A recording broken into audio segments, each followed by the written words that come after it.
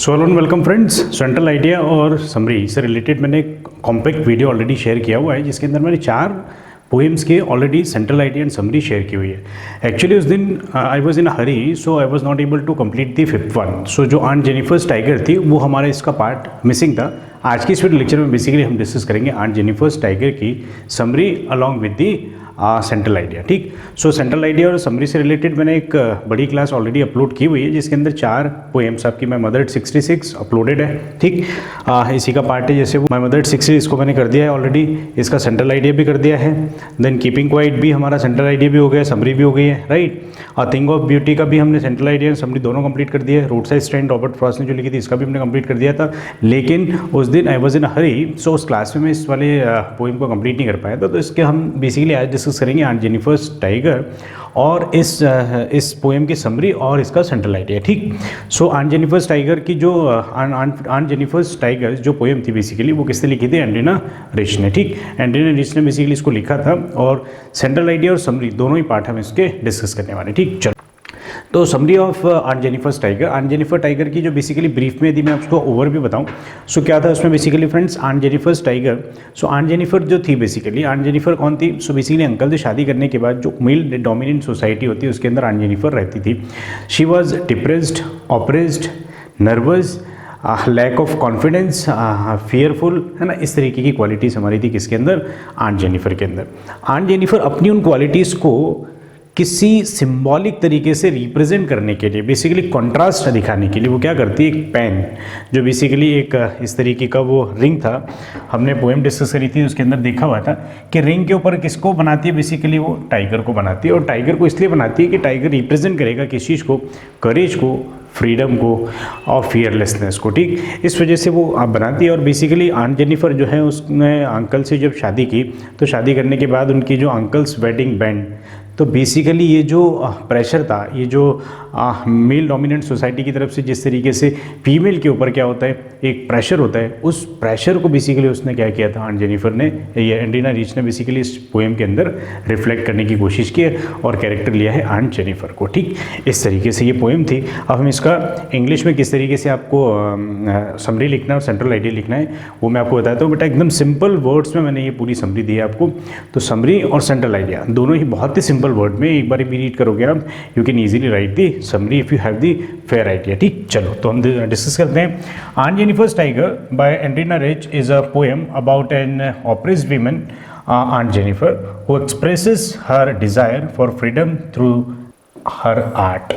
अब basically aunt Jennifer tiger जो poem है वो बेसिकली किसके ऊपर पोएम है? एक ऐसी महिला के ऊपर पोएम है, ऐसी विमेन के ऊपर पोएम है जो बेसिकली क्या है? मेल डोमिनेंट सोसाइटी में क्या होती है? वो मेल डोमिनेंट सोसाइटी का बेसिकली वो एक पार्ट होती है जो बेसिकली दब के रहती है। ठीक, और वो एक्सप्रेस करती है किस चीज़ को? अपने डिज़ायर को। किस चीज़ की डिज़ायर? कि वो भी फ्रीडम रहना चाहती है। किसके through?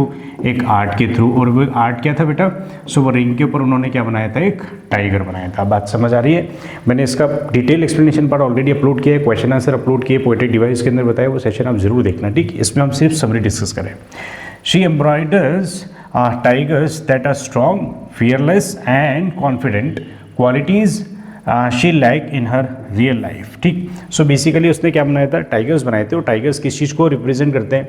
So strong, fearless and confident, ये जो क्वालिटीज़ है, ये क्वालिटीज़ को मिस करती थी अपनी रियल लाइफ में। मतलब आंट जेनिफर भी कैसी रहना चाहती थी?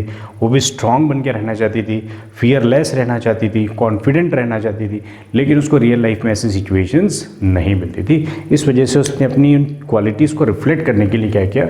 आर्ट का यूज़ किया। Then what was that art? तो इस तरीके से रिंग में उसने क्या बनाए थे? टाइगर्स बनाए थे। ठीक, aunt Jennifer is trapped in a difficult marriage symbolized by the heavy wedding band on her finger. और बेसिकली आंट जेनिफर ने अपनी शादी के बर्डन को इस तरीके से रिप्रेजेंट किया था कि शादी के बाद किस तरीके की प्रॉब्लम्स, चैलेंजेस, चुनौतियाँ उनको जो फेस करनी पड़ी थी, वो बेसिकली किस चीज़ से उन्होंने सिम्बलाइज़ किया था?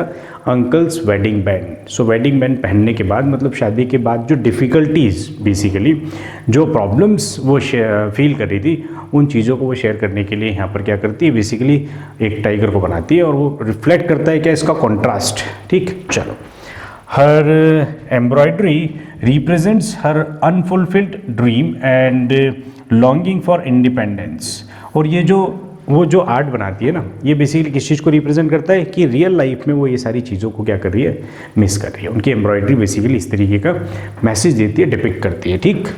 Even after her death her tigers will continue to prance freely, highlighting the contrast between her reality and her imagination. और बेसिकली यही तो वो कह रही थी, क्या उसने आर्ट के फॉर्म में ऐसी चीज़ें बना दी कि उसके मरने के बाद, मतलब आंट जेनिफर के मरने के बाद में भी वो रिप्रेजेंट करेंगे किस चीज़ को, कि वो कॉन्ट्रास्ट था किसके बीच में, आंट जेनिफर की रियल लाइफ और जिस तरीके की लाइफ वो ड्रीम, लॉन्गिंग, इच्छा रखती थी, डिजायर करती थी, ठीक। इस तरीके का कॉन्ट्रास्ट इस पूरी पोएम में हम देखते हैं, ठीक। आई होप आपको ये समरी समझ में आई होगी। बेटा इसका स्क्रीनशॉट ले लो, एज इट इज़ लिखना, you will get full marks, ठीक। कहीं पर भी नंबर आपके नहीं कटेंगे। Let's discuss the central idea now. अब हम same poem aunt Jennifer's tiger जो है, इसका टाइगर्स, इसका हम क्या करेंगे बेटा, सेंट्रल आइडिया डिस्कस करेंगे। अब सेंट्रल आइडिया और समरी के बीच में क्या डिफरेंस था, सो ऑलरेडी मैंने आपको प्रीवियस लेक्चर में डिटेल में बताया। बेसिकली समरी थोड़ा सा ब्रॉडर एरिया होगा, central idea specific to the point चीज़ों के ऊपर होगा। समरी को ज़्यादा लिखेंगे, सेंट्रल आइडिया को कम लिखेंगे, इस तरीके का पार्ट था, ठीक। चलो देखते हैं। So the poem explores the theme of gender operation and freedom. तो बेसिकली जो की थीम है ना इस पोएम की, कौन सी, आंट जेनिफर टाइगर, इसकी की थीम जो थी बेसिकली बेटा वो क्या थी कि ये बेसिकली जेंडर डिस्क्रिमिनेशन या जेंडर जो बेसिकली मेल डोमिनेंट सोसाइटी किस तरीके से फीमेल के ऊपर अत्याचार करती है उस चीज़ को रिप्रेजेंट करने के लिए बनाई थी, एक थीम थी। और दूसरा फ्रीडम इसकी थीम थी, ठीक। चलो, aunt Jennifer symbolizes women who are suppressed by societal and marital pressures.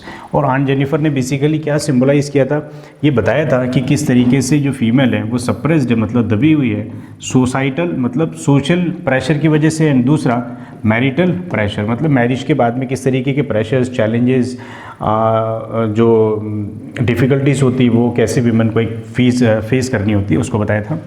The tigers she creates in her embroidery reflect her inner desire for strength and independence. अब बेसिकली जो tigers उन्होंने बनाए थे वो किस चीज़ को रिप्रेजेंट कर रहे थे, सो उसकी इनर डिज़ायर की वो क्या बनना चाहती थी, ठीक, किस तरीके से रहना चाहती थी।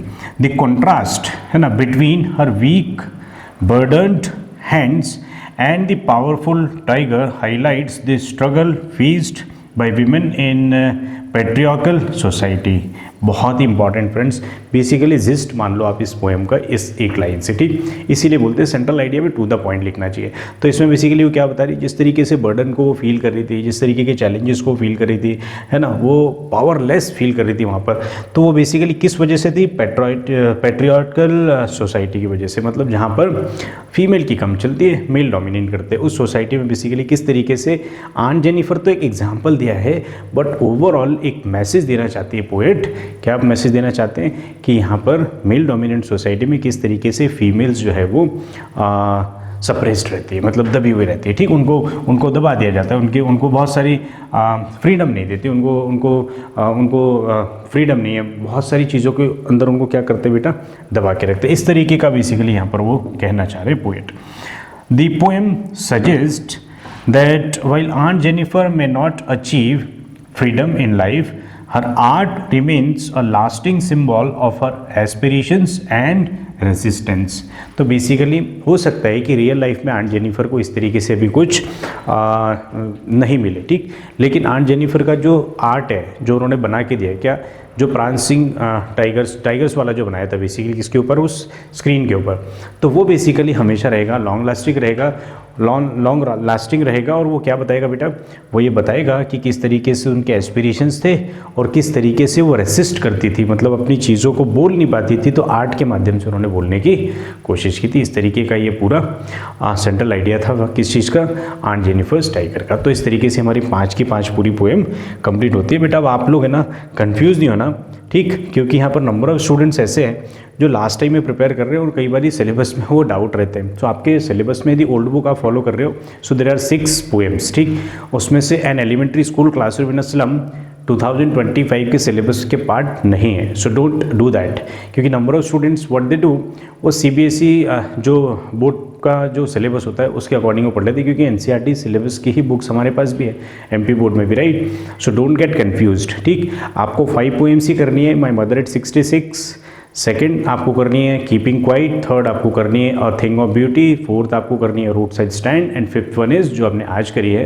That is aunt Jennifer's tiger. That's it, इतनी कर लेंगे आप, दैट विल बी इनफ। अब देखो बेस्ट पार्ट क्या होता है बेटा, 2025 में यदि आपको पेपर लिखना है, सो बेस्ट आइडिया है कि 2024 में जो पोएम का जनरल आइडिया और समरी आई है उसको आप छोड़ दो, same thing will not repeat, ठीक। सो उस एक पार्ट को छोड़ के बाकी सारे के सारे पोएम्स के आप central idea along with summary कर लो बेटा, डेफिनेटली आपको बोर्ड में फुल मार्क्स मिलने के फुल चांसेस मिलेंगे, ठीक। समरी और सेंट्रल आइडिया करके जाना बेटा, मोस्ट इंपॉर्टेंट है, छोड़ना नहीं इसको, ठीक।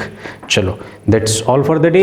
यदि आपने चैनल को सब्सक्राइब नहीं किया है तो चैनल जरूर सब्सक्राइब कर दीजिए, क्योंकि मैं लाइव क्लास देने वाला हूँ, आपको पता है 25th, 26th and 27th of February को कंप्लीट रिवीजन कराऊंगा, कंप्लीट 100 आउट ऑफ 100, मतलब 80 आउट ऑफ 80 मार्क्स का बेसिकली आपका ऐसा रिवीजन होगा, ऐसा रिवीजन होगा, ऐसा रिवीजन होगा कि आपको पेपर देने जाओगे तो पेपर लिखते समय आपको मेरी आवाज़ आपके दिमाग में गूंजेगी कि इस क्वेश्चन का आंसर सर ने हमको इस तरीके से एक्सप्लेन किया था, पूरा पिक्चराइजेशन कर लेना फ्रेंड्स, राइट। चलिए all the best, see you all very soon in the next video, तब तक के लिए tata bye bye, thank you.